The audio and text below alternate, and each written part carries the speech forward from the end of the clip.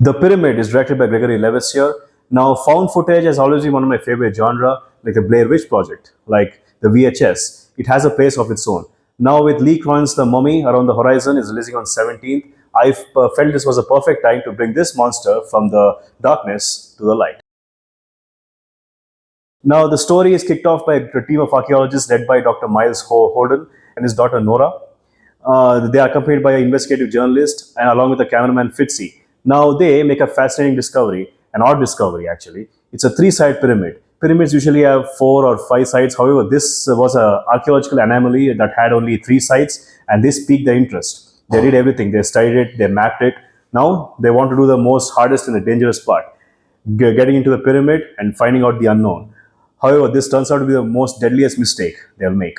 There were a lot of hurdles, though. The government of Egypt, where they were camped, did not allow this, and they told them it's forbidden, and they have to leave the very next day, as there was unrest in the country. And also, when they tried to find the opening, along with some workers, to inside this pyramid, a toxic gas suddenly just sprayed out and melted the face of a worker. And to top it all, they tried to send a rover costing millions of dollars into this opening. However, not long after, it was ravaged by creatures they could not even identify in the traditional animal kingdom. Now, all these are horrific and honestly scary warning signs. And yet, the team decides, let's go in, let's explore the pyramid. I swear, I mean, this reinforces the fact that horror characters make some of the most stupidest decisions possible, and which leads them directly into the trap. I mean, if it were me, if I were the archaeologist, I would just walk the other way, man. I would just, the pyramid is good. I'll just walk the other way. So, despite all of this, they decide to pack their gear, go inside the pyramid. Now, I really like the musical choice in this film. I mean, there's no background music, there's no particular score that defines this film. However, but the moment they enter the pyramid, where it's all dark, there's a eerie score, a eerie low background score that really makes it all the more scary. It adds to the vibe and the atmosphere. Now, once they enter this pyramid, they go into a chamber where they find like some artifacts, some weaponry, and also hieroglyphics all over the place. Now, these artifacts are obviously they expect to find something. However, as they go deeper inside this mysterious pyramid, they realize that these hieroglyphics are not just telling a story. They're not just talking about history.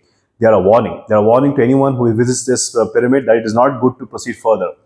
But like I said, they do it anyways. Now, this movie is a classic example of curiosity kills. It does kill, and they didn't heed the warning. Now, as they go deeper inside the pyramid, they encounter a floor that is unstable. It collapses. All of them fall right inside, going deeper into the pyramid, deeper into the abyss of this pyramid. And they encounter booby traps. They venture into places that were forbidden. They remove the blockades, go inside. Eventually, one by one, they all get killed, and never to recover again. Eventually, they realize they were not in any ordinary pyramid. Usually, pyramids are a sacred place. They are burial grounds. They are like a giant tomb for pharaohs, for the high priests, or anyone of great importance. However, this pyramid was not that. They realized through whatever they found in this pyramid that it was a prison. They had essentially entered an ancient prison. It was imprisoning a monster and evil they did not encounter. They did not know what evil lay beneath it, and they entered it. Which is basically they're in deep trouble now. The one positive I can give off of this movie is the antagonist. Okay, here it is. The antagonist is not the mummy like you would expect. I mean, the pyramid, obviously, the mummy is the first antagonist we would probably expect. No, in this case, it's Anubis. Anubis is basically an Egyptian god, but he's trapped in this prison. He's trapped for some reason. What really adds to this is two things. One is they chose a different route. They didn't go for a traditional mummy. You have seen the mummy as antagonist. Now, so Anubis. Now, tell me how many movies are there that has Anubis as an antagonist? Not many. It has been portrayed in cinema, sure, but it is a rare find, and that is one thing I really liked. It really they did something fresh and different, and also it really adds to the creepiness factor. It really adds to the atmosphere. And couple that with the fact we don't know nothing about this pyramid. They just did a scan. That's all they did. We don't know its origins. We don't know where it came from. We don't know why it was, who built it. We don't know like why was Anubis trapped there in the first place. You don't know anything like that. So this mystery always adds to the horror of the film. It really adds to the tension and the stress when we are watching this film. I think this film has a lot of things going for it, and it really I think it didn't get the recognition it deserves. Now let's go on to the cinematography and the camera work, which was pretty impressive. it's not the best. I mean, there are better works out there, but considering that this movie takes place, especially when they enter the pyramid, it takes place almost completely in the dark. There is no much lighting except for the flashlights. We can still make out things. We can still make out the atmosphere. We can still make out the set pieces. I think that it was done really well with what they were given. And our cameraman Fitzy is basically the comic relief of this film. He's basically akin to Jonathan in the Mummy series with Brendan Fraser. However, none of the characters were really like memorable, or they were just serviceable. They did well with whatever parts they were given. They were easy enough to understand and follow. So if you're going into this for the character, the epic, memorable characters, or for some sort of nostalgia, I would say don't enter because you're not going to get that here. I mean, if you want a fun found footage horror, this is the one for you. So the characters were serviceable at best. Ultimately, our friends now go deeper into the pyramid. They finally come across a door, and once they enter the door, now this is where it gets to the bowel of the pyramid. Now it can't get any deeper than this. Now they found a body of a 19th century explorer. He was apparently a tomb robber.